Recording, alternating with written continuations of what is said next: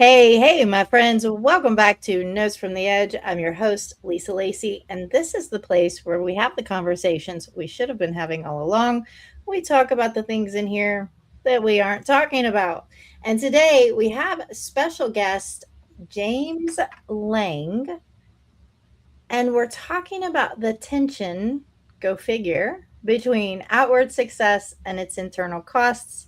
And as you guys will know, I spent 20 years in corporate education, slowly killing myself behind the scenes. So, what happens when ambition, you get everything, you get all the things, helps you build an extraordinary life, but a medical crisis forces you to question everything.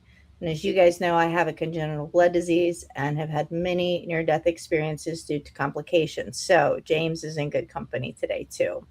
James Lang is a managing partner and co founder of OverLang Venture Partners. After launching the firm, he served as chief operating officer for a MedTech startup where he helped the company grow to 20 million freaking dollars in revenue, built a global team of over 60 people, and helped guide the organization to a successful exit, which is not always easy. But then something happened and it changed everything. A medical crisis forced James to reconsider ambition, work, leadership, identity, and the human cost of constantly pursuing more. Today, he helps American companies grow through strategy, operations, culture, and artificial intelligence while holding firmly to the idea that growth must support the people carrying it or it's simply not sustainable, right? It's not about the numbers, it's about the humans. James, welcome to Notes from the Edge. Happy to have you here, my friend. Yeah, thank you for having me. I was looking forward to this. We're going to have fun. Yeah, we are going to have fun. We always have fun on Notes from the Edge. That is the deal here. If it's not fun, it's not worth doing. So, James, we always open up with people's origin stories because what I found is my guests on here have a crazy nonlinear trajectory to get to the place where they are here helping people. So tell us, how did you get to where you are helping people in the way that you do today? Yeah, I think the only people who have linear trajections in life are people on the screen in Hollywood on scripted movies or TV shows. Or And wait, even wait, those wait. ones, There's people. I don't know. My mom's one of them. She's never going to grow. She's like, this is it. This is what life's about. And this is the line I'm staying on. So there's a few of them. There's a few of them. well, they must hang on tight and have a lot of luck Oh, yeah. along the way. Oh, yeah. but Oh, yeah. but yeah, so origin story. What a great question. So I don't know whether that makes me a superhero or a villain in this conversation, but I guess we'll find out. Sometimes we're always a little of both, right? Yeah, it's a spectrum, right? So yeah, for me, started out in Virginia Beach, Virginia. You have the world's largest naval base there in Norfolk, where you have all the carriers based and everything for the East Coast. So military brat, Navy brat. My dad was the first one in his family to go to college, so there was this kind of ethos from a young age of like, this is what it takes to succeed, to pull yourself up, to I've had really good mentors and people to provide guidance from actually doing the doing rather than just talking about it or having it just given to them or something like that. So that matters. And I'm going to just yeah. stop you right there. Let's not skip over that because it's a very important detail. My friends, good mentors matter. That's why coaches and transformational coaches, and I highly recommend them because after all my clinical therapeutic arena stuff, $200,000 worth, 20,000 hours in session, it was transformational coaches that made a difference for me. So if you don't have mentors right now, seek and find them. Go ahead, James. I just wanted to say that was a good point. That dovetails with where I was going, and or I should say it rhymes with where I was going. So anyways, went to college, did the traditional thing, dropped out after a year to build a startup, and that blew up in all the wrong ways, which is tradition, I think. So I hear that similar storyline from a lot of people who have success later on. You have to go through the fire a little bit and learn things the hard way. Again, Hollywood's the only place that I've seen where you have that linear trajectory where everything just kind of goes either reasonably well or really well. But life is not a Hallmark movie. So anyways, from there went into freelance writing and nice. yeah, that wound me up in the world of marketing, digital marketing, SEO, back in the heyday of, how many keywords can you stuff in there without overdoing it? And how do you make the content interesting to humans and computers, all that fun stuff. And then from there, ended up in-house at an agency that was like loosely affiliated with Disney. It was founded by a couple of Disney folks out in Fullerton, California. And then from there, ended up in I must have done something horrible in a past life because I started doing personal injury legal marketing. So dealing with a lot of lawyers who are very egotistical and focused on, putting their name and picture everywhere they possibly can and showing up first in Google whenever somebody has a car accident. So they don't have to chase the ambulance comes to them. So very lucrative space to be in. But again, you're dealing with a bunch of lawyers. And then I should have known that like dealing with that many dicks would lead into my next phase of my life, which was in a MedTech startup. That it's super weird how we ended up there, but basically they acquired our marketing agency. Instead of hiring us, they just absorbed us. And so that's a place where, for me in the marketing agency space, had some amazing mentors there. And then in this MedTech world, had an amazing mentor who's kind of like this behind the scenes billionaire type. Nice. And, what you learn is you realize a lot of people, sometimes the people making the most noise on social media are the least established and the least successful or less successful than those who are quiet on the sidelines who, they're doing the doing and they're not out there with a big bug light saying, come pay attention to me. They're kind of floating around in the shadows a little bit, doing their thing, staying out of the limelight. And that was my experience with one of my most meaningful mentors. And so from there, start off on the marketing side.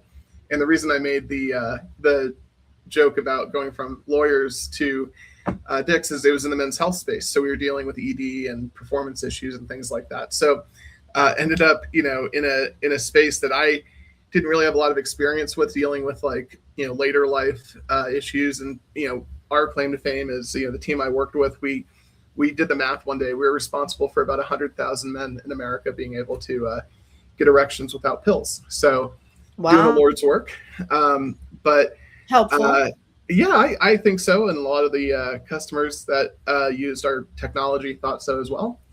And so, yeah, from there, exited out of that space. And, we throw around a few different numbers, but there were certain months where we were hitting 2 or 3 million in revenue in a single month in an e-commerce side. So in that it's space, really important for men to be able to perform for their ego. For everything. Yeah, from the boardroom to the bedroom, right? You have to be able to have that level of confidence. Honestly, though, I'm just making a joke here, but that's true. I recently hit untreated menopause, and because of my blood disease, they can't treat it, and my libido tanked. And I have a husband that's 16 years younger than me, so he's 35, I'm 50.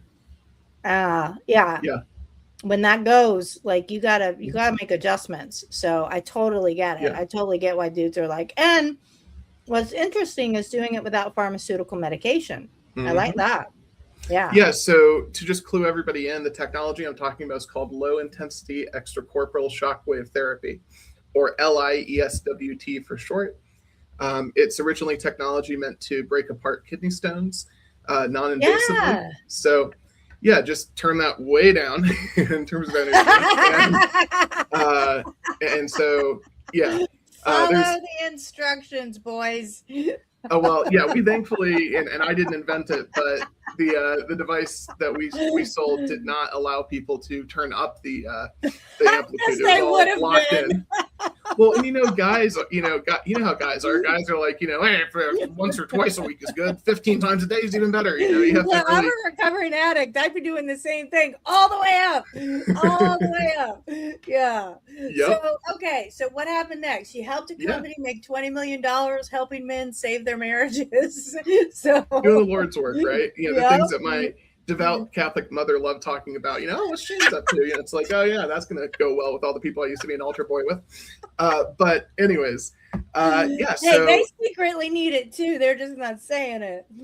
it was Oh, one of the number one things that came up in the golf club. I'll pause here to tell you a quick story. So okay. when I moved into a new building, a new apartment that they had built in Woodland Hills, California, during this time, and it was a pretty high end community. And most of the people there were either, I like to say, either trust fund babies or divorced dads. That was kind of That's the the type. That's yeah, the that was type. kind of the world. Anyways, I remember I told my neighbor, I made the mistake of telling my neighbor what I did for work. And I literally brought back a device from our office for him. Just, hey, you were mentioning you had these issues. Here you go, try it out. Just a friendly neighbor thing, right? Well, good Lord, if word didn't go with like wildfire through that building. So people would walk up to me outside the elevator, like I'm just waiting to get to for the elevator to come so I can go up to my room.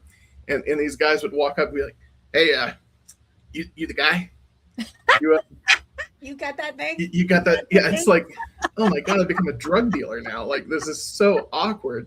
I mean, I was very comfortable talking about it, but it's like you think, you have a safe zone around your house, where you can at least unplug from work. But yeah, word got out. So, Oh, James, you're making my makeup run. All right, go ahead. Go ahead. anyways, so yeah, I exited out of that company, and again, I think I mentioned I started in the just to clarify, in the marketing space, then building out our customer service team. So really, did something horrible in the past life, was our director of customer experience, which is just as amazing as you think it is.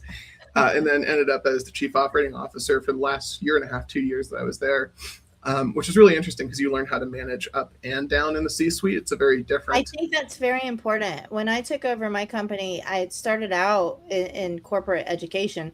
I had started out as the director of client services. And then when they sold the company, I took over the company. Yep. And I think as a manager, it's really important to know the hands-on work that the people that you're responsible for are responsible for. It makes you a better human, a better manager, and you take care of your people better. It also allows you to embed a sense of culture and set of values within the organization that everybody shares at every level, especially as you move up into that upper echelon. Now that you have a foundation of people who share your values, share your sense of purpose, and really understand the culture and the why behind the success, which makes an unbelievable difference. But anyways, got out of the dick biz, and was excited. Was like, oh man, I'm going to get to just take some time off and figure out what's next, and had a million offers. And then shortly after that, I started having this chest pain. I thought I was having a heart attack. And it turns out that basically what it is I was a preemie, back in the early days in the Navy. At the time, my family was stationed in Guam when I was born, which, if you know anything about the Navy and naval hospitals, there's some amazing ones, but then there's some really crappy ones. And so Guam did not have the most up-to-date naval hospital. So anyways, without going into a whole bunch of details, just there were a bunch of structural issues that were exacerbated by them not having the right equipment to deal with it. And what was happening, or what has been happening now, is I have this pressure that builds up in my chest. So it feels like I have a volleyball in my chest, and like fluid. So it's a gas fluid kind of combo.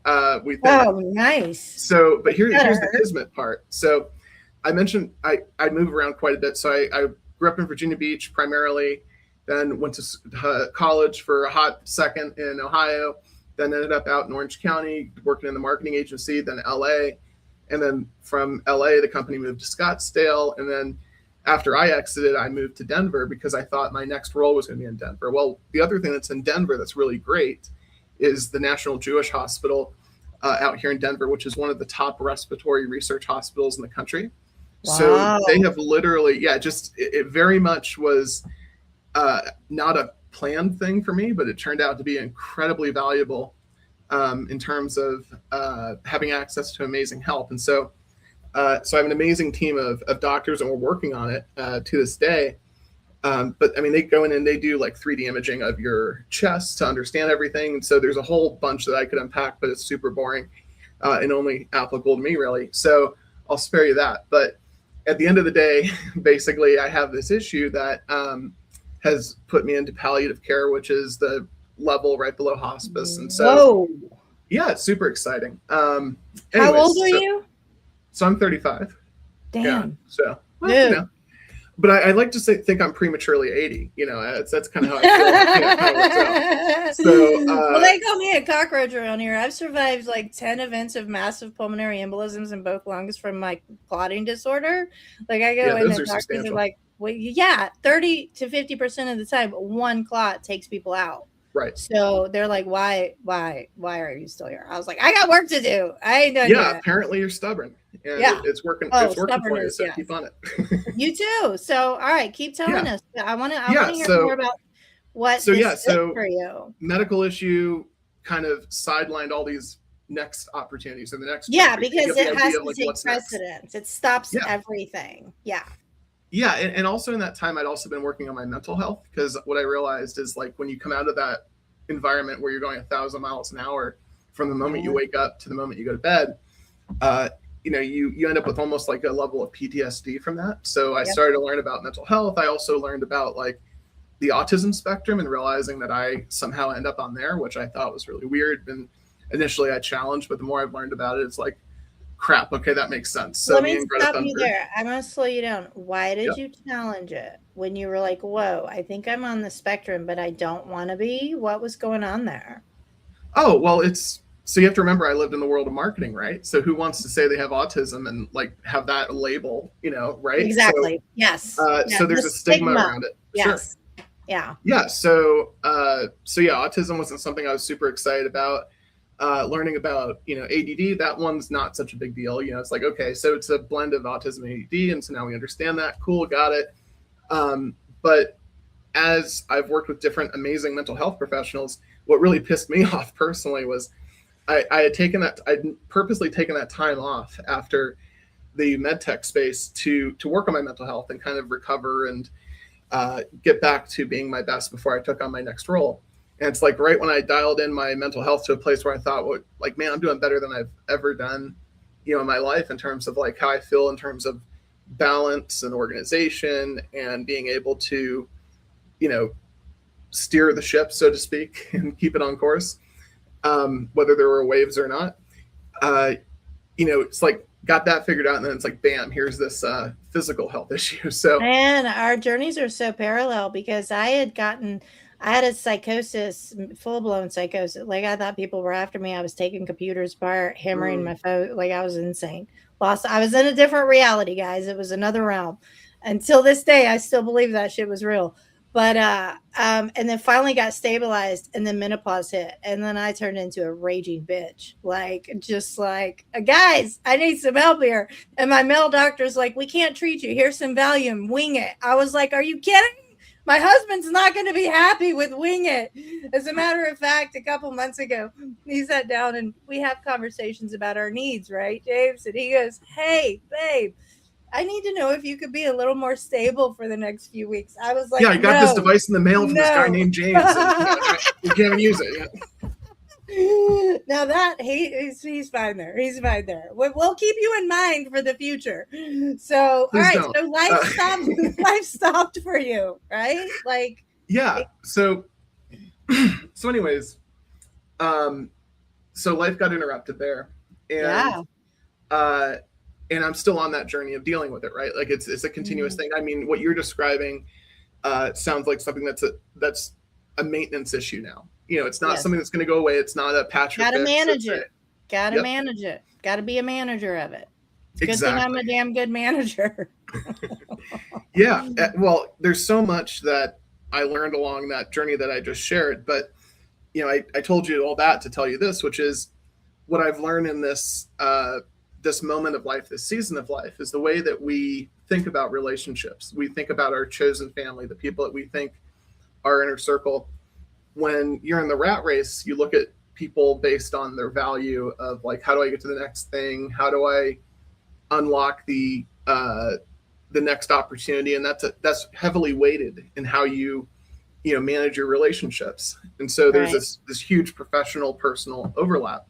Right. And then when you go through a health crisis, for me at least, you get very, very clear. All the signal or all the noise becomes signal, and all the noise kind of Mm. turns down and the signal gets turned up pretty quickly. And Yeah. when that happens, you start to get real clarity about who the people are that really have your back in life.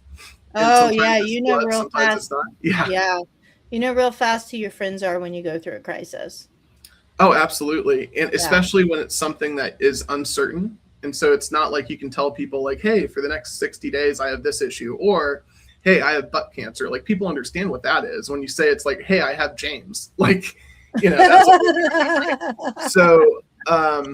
So, anyways, at the end of the day, I've been really blessed to have a big enough circle that when my circle shrunk rapidly, I had Mhm. enough good people left. And it also was eye-opening to realize like how skewed my metrics were for like who are the people that I really value the most towards professional success, versus being personally there for me, through the ins and outs, and uncertainties. Because suddenly, when you don't have a big title, or people, something my dad always told me. So my grandfather was a two-star admiral in the Navy, um, and that the flag officers in the Navy, that's a very political position. You get to about the level of captain in the Navy, and you can get promoted just based on merit. But getting into the flag officer space, there's a lot of politics. And something my grandfather told my dad, and my dad told me all the time, was people are in love with your title, they're not in love with you.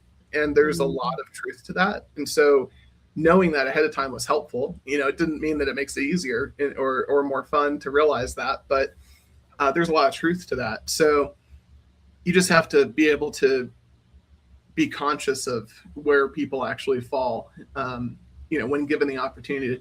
It's something my mentor said to me constantly. He used to say, when people show you who they are, believe them. And Mm. that was something else that kind of goes in the same bucket, so to speak, in the toolbox. And are their actions matching their words? Are Yeah. their actions matching their words? James, it's interesting to be in a position to face your mortality in a Yep. way that other people don't. Um, my husband and I, this was just a few days ago. He was like, "You're not scared of death, and I'm scared to death of you." He happens to have an irrational fear of people dying on him, and he married somebody with my condition. I'm like, Did he it's deal with amazing. loss early in life? Like, did he lose a parent at young in He life? he lost his grandmother while he was in a lockdown inpatient rehabilitation facility. Okay. And then he recently lost his other grandmother during the pandemic while she was in a Mm. lockdown nursing home facility. So, we recovering addicts have a lot of guilt. So he's still working through some of that. But yeah, it is an irrational fear. But it's interesting. Our partners become our best teachers if we know how to utilize that information. But when you face your mortality in ways that we have to, things do shift drastically. And if we're lucky, my friend, to get 3 to 4 people in our inner circle that we can truly count on, that are not judgmental, that are there just to support us and help us when we have a need, I consider us pretty damn lucky, truly. Yeah, I think there's a lot of truth in that. What I would add though is I don't mind the judgmental part. Oh, I don't I have don't an issue like with that. judgmental. Oh, it doesn't mean I like it. I'm not seeking it, but I like to give back as good as I get. And so, if You somebody match wants to come at energy. me, yeah, exactly. If someone wants to, come at me, then let's go. Let's have some fun. Okay, And man. I used to match energy, but then I got a convicted felony charge for aggravated assault. So now I can't match energy the same way I used to be able to. yeah, Yep. so you were willing to match some felony level. I was only willing to match some misdemeanor at one time. But so anyways, that's the difference between us, I suppose. So you got me outclassed there. Props to you. Oh. But but yeah, I mean, it's life is fascinating. It's finite, but who really cares? Because at the end of the day, it's like, look, it's not going to bother me when I'm gone, right? It's going to bother everyone else that cares about me a lot more than it's going to bother me. I'm just going to take a nap. And and that's what I said in my last surgery. The surgery, they were going through everything and like trying to explain, all these things, and they're all like super careful because all the complications and whatever, potential complications. I'm like, guys, I got the easy part in this. You're gonna push some stuff into my bloodstream. I'm going to take a nap. I'm going to wake up later. Like, you guys have the next 3 hours to figure out, like, why don't you focus on that? Good luck. Do a good job. Right. Or don't. But if you don't, like, let's talk about, like, some mitigating factors here. So anyways, fast forwarding to the present, right? So everything I just talked about brings you up to about a year and a half, 2 years ago. Wow. And so in the last 2 years, what I've done with some amazing people is, OverLang Venture Partners. It's something created out of necessity in my life, because I have good days and bad days. I have days where I can work 20 hours and do all the things you do when you're building something you're excited about. And then I have days where, maybe days on end, where I can't get out of bed barely. So it just depends. And you also have to play the balancing game of, do I take the pain medication or do I stay in the zone, right? And so, there's all these little ins and outs and little decisions you kind of learn to manage and make for yourself. At least in my experience. Yeah, I tried taking the pain medication. I did it one time on a coaching call with my shamanic coach, my shamanic trauma coach. And I was in bed, all loaded on the pain meds they had given me. And she was like, "This is not a good look for you." I said, "I know." I said, "I took them for about a week. I cannot take pain meds, man." Now, could you pronounce shamanic coach on the meds? I mean, that should be part of the test. She was like, "What is this? This is not a good look for you." I was like, "Hey, what's up? How's it going? Help me out of bed." She was like, "Maybe stop taking the meds." I was like, "You're probably right. I think I'm allergic to them." So yeah, no, I just deal with the pain, Yeah, no, and I'm with you there. I make that choice sometimes too. Actually more often, but thankfully I haven't, even though it's heavy medication, it's not something that has become a craving or something I desire. It's more, good. I only need it when I need it, really. Well, I want to talk about this new venture that came out of this. So what do you guys do? Yeah, so OverLang Venture Partners, here's the origin story of that, and it better explains what we do, right? So when I moved to Denver, not only did I run into the super Jews that are amazing at National Jewish, my favorite people in the whole wide world, but also one of my best friends from high school actually lives out here in Denver. And again, grew up in Virginia Beach. We made Eagle Scout together back in the day. And so I'm out here in Denver. He happens to be out here in Denver. We just realized on Facebook, like, holy crap, we're both out here. And so we meet up. And so the whole time I had been working with a bunch of dicks, he had been in the AI and big data space literally. Yeah. He had been in the AI and big data space for years. Cool. And so it was an area that I understood in theory, but didn't have any real practical experience with. Right. And then my side of the shop, in terms of, building organizations, operational side of things, all the nuts and bolts things of, building an organization. And I resisted calling out the pun there. But the whole process, it was like, we have this conversation. It's like, holy crap, this side of the pie. I know this side of the pie. And then both of us together, we know everybody who knows everything other slice of the pie that there is to building a business. And what we realized is, as we're entering this AI world, again, this was about a year and a half ago, as we're entering this AI overwhelmed space, is you have the haves and the have-nots. And the haves are these big enterprises that have their own teams where they're just throwing bodies at the problem, and they're building out their own tools and infrastructure internally. And that's something that the average small to medium-sized business in America is not going to have access to. So that was like, well, how do we solve that, right? But also, how do we solve all the other things too? Like, AI is important. It's not something that you should sleep on. But how do you decide whether AI makes sense? And how do you determine, if AI is not the right tool, what is the right tool? And how do I assess where my business is today and take it to the next level? So we came up with this term, venture partners, because the thought is like, look, there's consultants out there. There are people just looking to cash a check real quick, make some money. There's agencies that are looking to just get a retainer and do the minimum amount of work to earn that retainer and keep the money flowing in. And then you have what we kind of thought about as a venture partner, somebody that has access to the tools, whether it's capital, whether it's experience, whether it's just helping you maximize the success and minimize the failures, because you're not going to avoid the failures in business, but at least you can try to not stub your toe as hard, or when you do, immediately course correct with good advice from people who've been there already. I love So that. I love that. You're gonna fail, but try to minimize them with some good mentorship. Yeah, for sure. yeah, exactly. So mentorship, I think, is a really good word for what we're trying to build and what we're building, in the sense that we've partnered with these companies that are generally in the 1 to 5 million a year range of revenue. Well So they're not done. big businesses, right? You know, people hear 1 to 5 million in revenue. That's nice. It sounds great. It sounds big. That's not a large business in the scale of the U.S. market. That's still a small to medium sized business.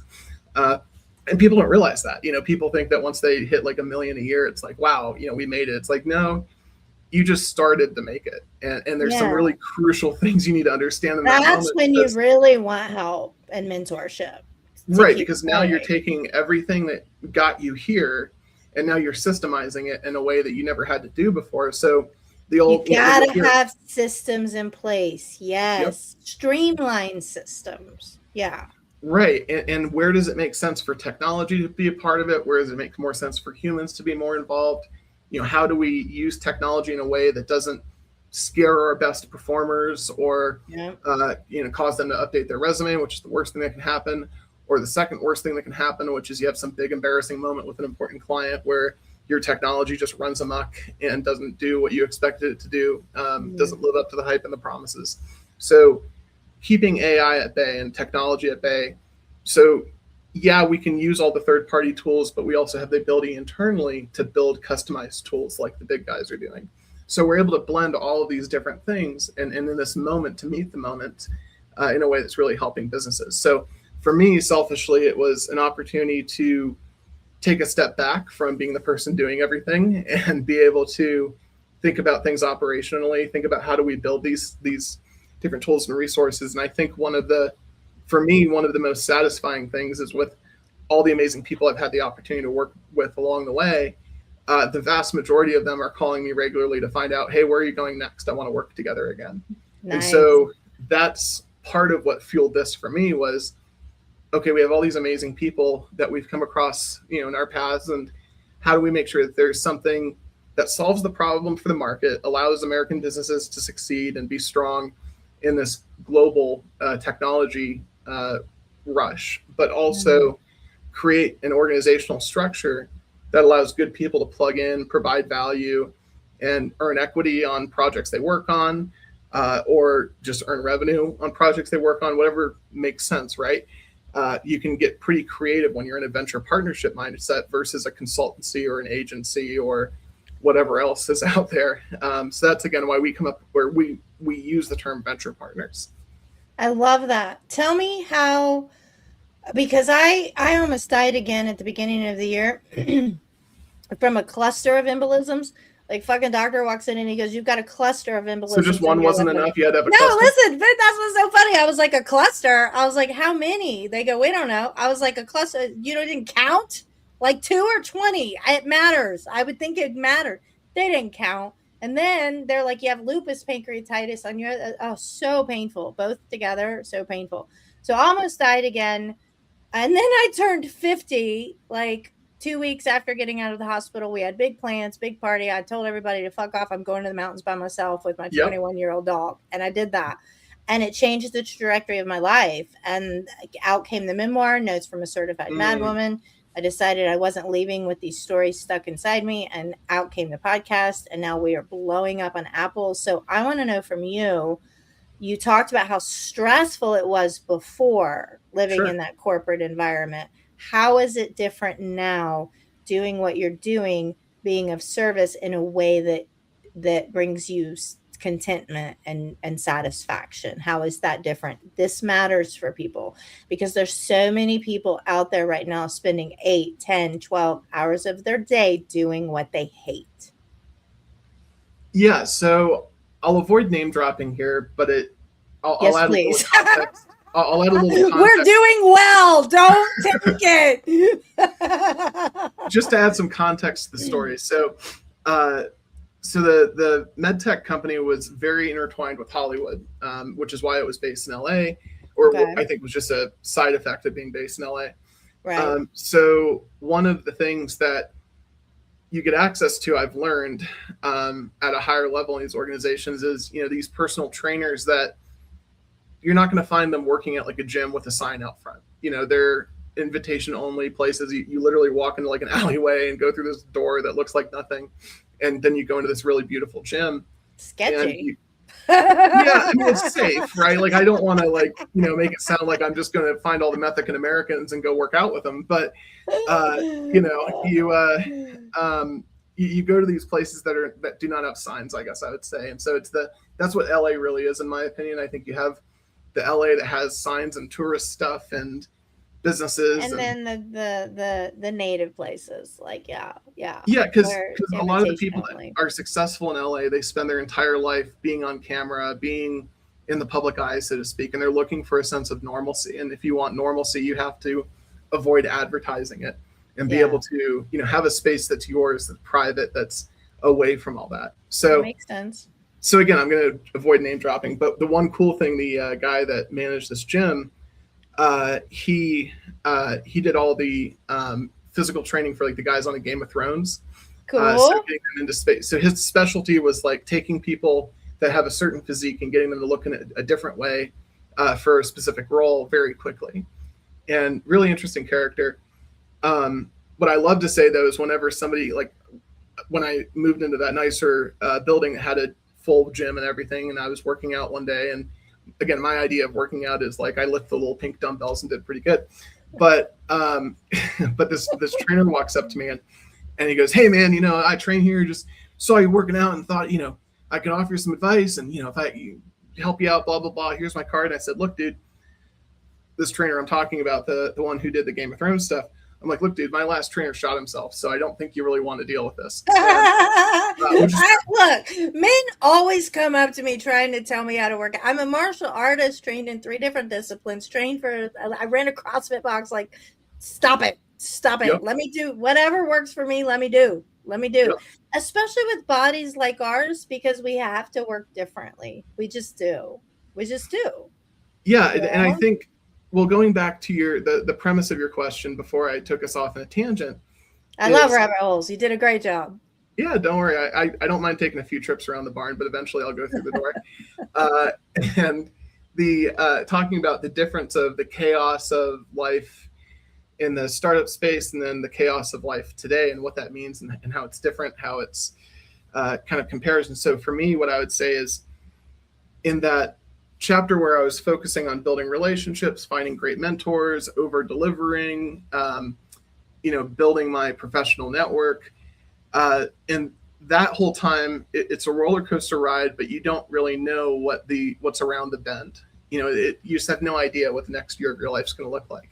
You might have a plan, but who knows, right? And so you go with the opportunities and build with what you can. So that's its own stress.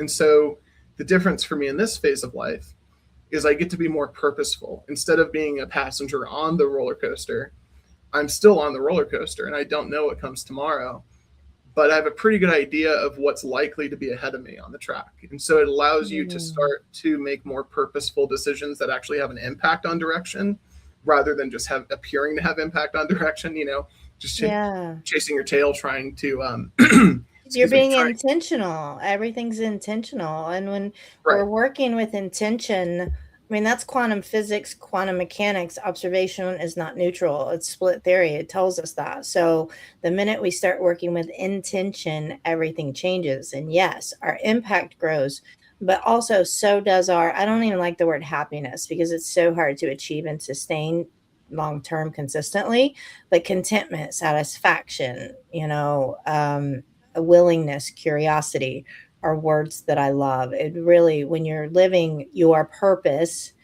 it gives you hope, it gives you meaning, and that's what's driving you instead of the dollars or the next famous person you meet to help you get to the next level, right? Make sense? Are you tracking? Yeah, I mean, you lost me at quantum, but I'm just not that smart. So, I appreciate it. I'll leave the quantum on your side of the fence. All right. But, yep. But what I took away from that is there's different sources of fuel and energy. And in the early part of your career, you're chasing the potential, the next thing, the next person, the next opportunity. where in this phase of life, and again, I like to say I'm prematurely 80 years old, right? Mm. And in this phase of life, I'm much more focused on what really matters to me, like setting my own priorities and saying I'm going to work on these things. It doesn't mean that you do. It means that you try to, and you get a little bit better at it here and there. Yeah. But it gives you, I'm a huge fan of, and this has served me well in everything I've ever done. And it's the dumbest thing in one way, but in the other way, it's the most powerful thing, is just thinking on paper. I spend a great deal amount of time writing things down, and I use Notion AI currently, but before I use Google Docs to do this. But basically, you can go through and really get all your ideas out of your head. A parallel to that is I used to live down the street from the Richard Nixon Library in Anaheim, or I'm sorry, Yorba Linda. And the Nixon Library is really interesting because he was by far one of our best presidents who really, really fucked it up for himself in the country at the time. And anyways, looking at that complicated type of figure, right? You're like, how did this person, how did this massive introvert succeed? Because success leaves clues. And he succeeded until he didn't. And even afterwards, he still succeeded. He was still at the White House quite often, advising presidents after he left the White House. Not that that was publicized for obvious reasons, but one of the things, the exhibit that is seared into my head, and I spent a lot of time at that library because it just fascinated me. The character of Nixon fascinated me. But the exhibit that sticks out the most, it's not the lunar lander exhibit, because he was the president when we landed on the moon, or filmed at a soundstage, whatever you believe, pick your poison. But the thing that sticks with me the most is this collection. This glass case towards the end of the tour that's full of yellow legal pads, and just stocked full, probably thousands of yellow legal pads. And so what Nixon would do is he would leave the Oval Office at the end of the day, so to speak, the working day, the public facing day, and you go over to the OEOB, which is the executive office building right next door to the White House. And he would just spend time in solitude, getting all of his thoughts on paper and challenging his beliefs, challenging his narratives of things. So not only to create a record, but more importantly, to clarify the next steps and clarify what he thought was right in a way that you can't do. Because I think of it like, you might have a library that's full of books and experiences, but how big is your library table? And the average person, the library table, it's getting smaller and smaller. So how many books can you have open at once?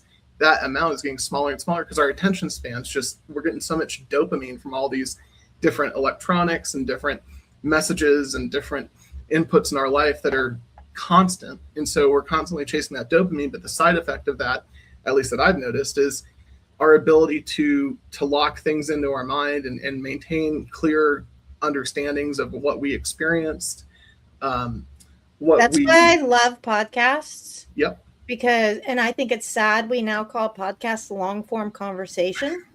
Like, what the fuck? We had to label a talk? Like, we're talking. But the things that you and I are talking about are so nuanced, it needs time. We can't do this in 30 seconds on a TikTok video. We just can't. My guests are too nuanced. You're too nuanced. So we need stories back.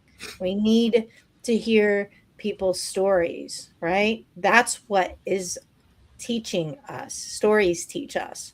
30-second clips don't teach us, or at least stories transform us, right? Yeah, I think that's true. What came to mind is you talked about people calling this long form, and it is long form, and it's valuable. And also why you're doing the podcast, you were talking about that earlier, and that was something I wanted to revisit, because for me, the reason I'm doing, this is my 43rd, maybe 44th podcast guest appearance in the last year. Right on. And the reason for that is legacy. It's like I could sit and write a book, or I could sit and sit on YouTube and just talk, or Twitch or whatever, pick your poison. And I don't even know what Twitch is. I can't Twitch. So you gotta be more of a nerd. So it's okay. I got your back on this one. So I am a little bit of a geek, but in different ways. Yeah, well, I mean, you're not gonna find too many people talking about quantum stuff on Twitch, but you will find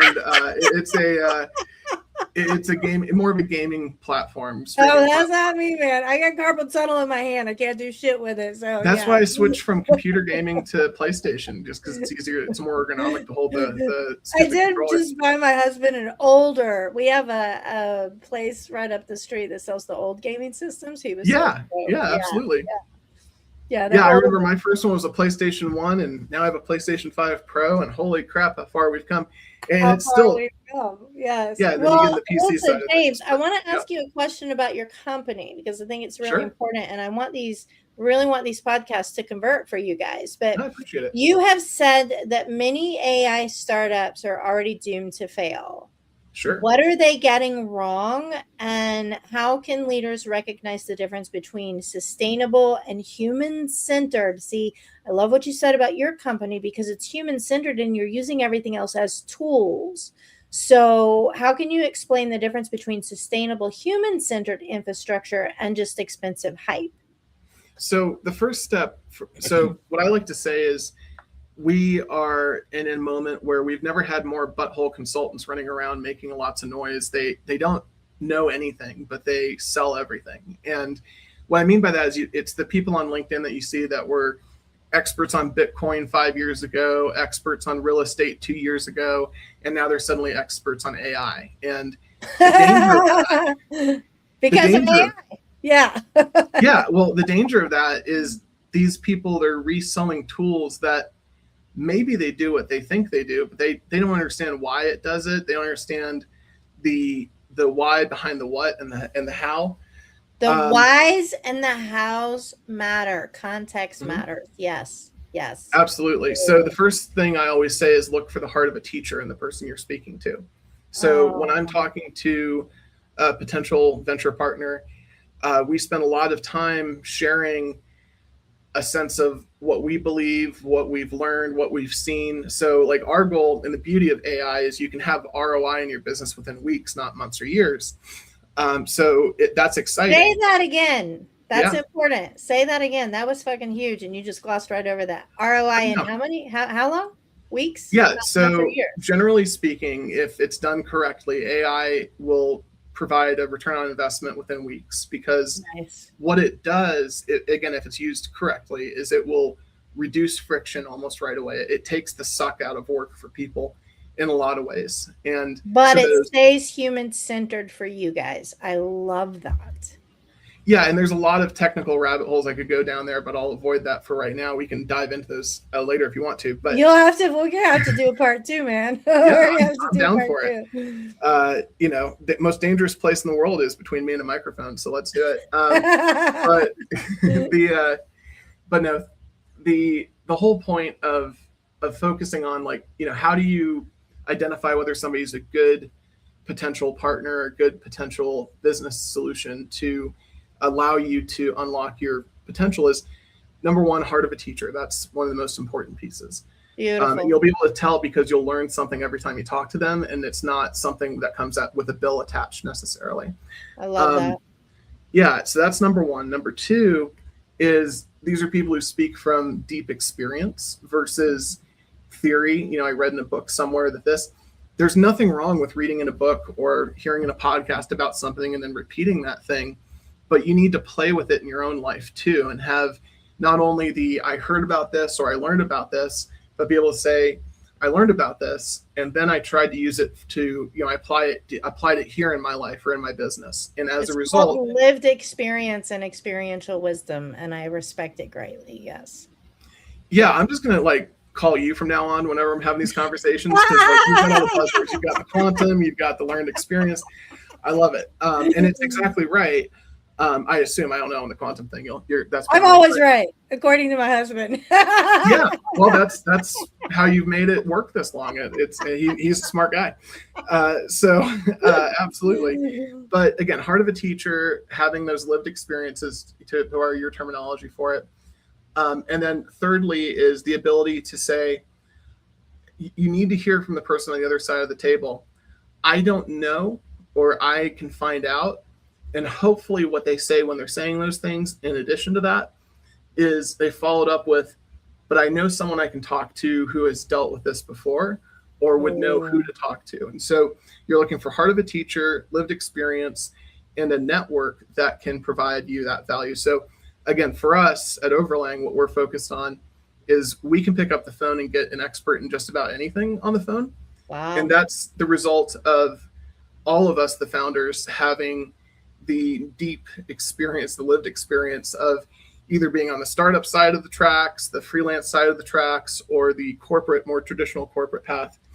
And all of those things are, those experiences are important. And when you bring them all together into one place and you have something that can not only bring advice and counsel, and it's not nearly as expensive as people think, which is the exciting part, uh, but have that advice and counsel backed up with the ability to access capital when it makes sense. Because one Yeah. of the things that we like to say is we're looking for long-term partnerships because we do have capital available to invest, but we're not a VC fund in the traditional sense. We're not looking to just throw money at things. We're looking to build that deep relationship of trust and then take that and say, okay, we've hit the wall of like, we've done as much as we can with what's available. Let's look at what's available out there in the market. Maybe there's really easy financing to get from other sources, but if there's not, we can solve that too. So the idea is, how do we always position ourselves to have the best answer, whether it's somebody else that we can guide them to or ourselves? How do we do that in a way that's fair to them, fair to us?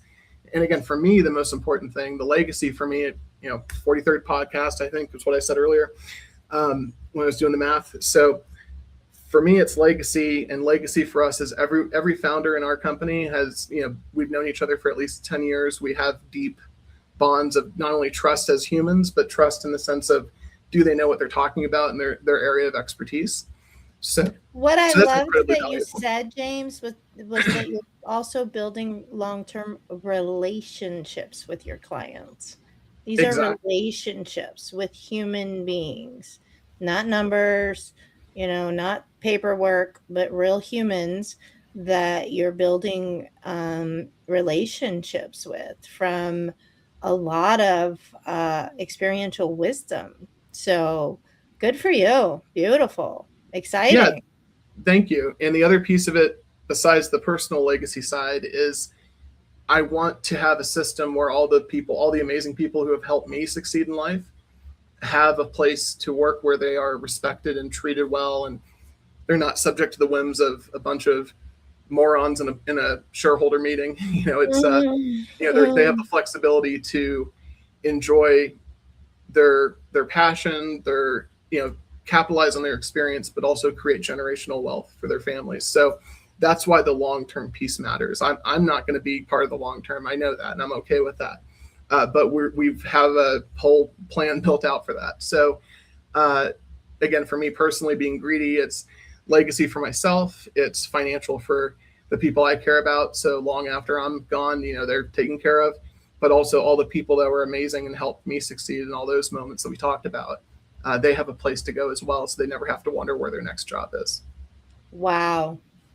And with that, my friend, we're at 52 minutes. Damn, you and I could talk for hours. What a great place to end. We're gonna start wrapping it up. As we wrap up, my friend, we ask our guests two questions, and I think you'll have great answers for these. The first question is, in your own life, what did you perform in order to survive? And what happened for you when you dropped the role, the mask, or performance? Yeah, so I think the easiest way to look at it is when you're building, when you're in the trenches building with a group of people, and you're in a position of authority and influence, but also in a place where you don't know all the answers. You have to get really comfortable with being the dumbest person in the room. And, Mhm. and that's a superpower, because, and it took me a while to figure that one out. But if you can sit in a room with really smart people and just ask the right questions or nudge the conversation in the right direction, you can have orders of magnitude impact on an organization's success. Ask So, better questions. Yes. Yes. absolutely. Bravo. Yep. Bravo.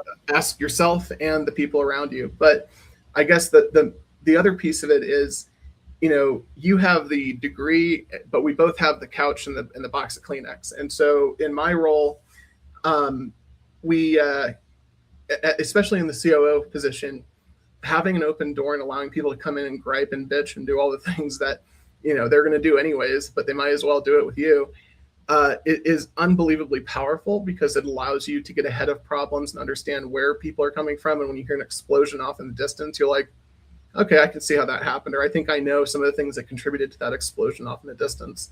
And so it allows you to pivot and maneuver more quickly to solve problems in a way that takes care of the people as well as the business and the problem that actually exists versus what it looks like on the surface.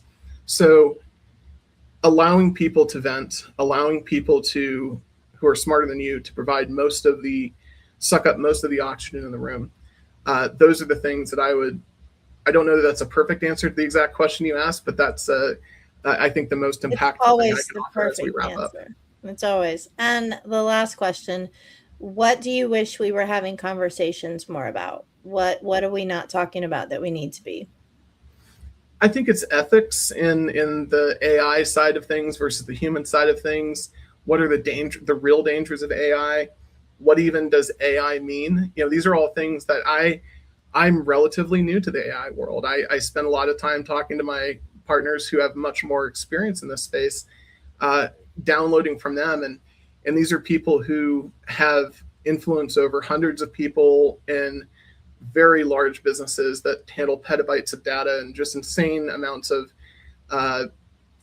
the things that the conversations they're having behind closed doors impact millions of people in ways that are just orders of magnitude more significant than anything I ever did in the MedTech space.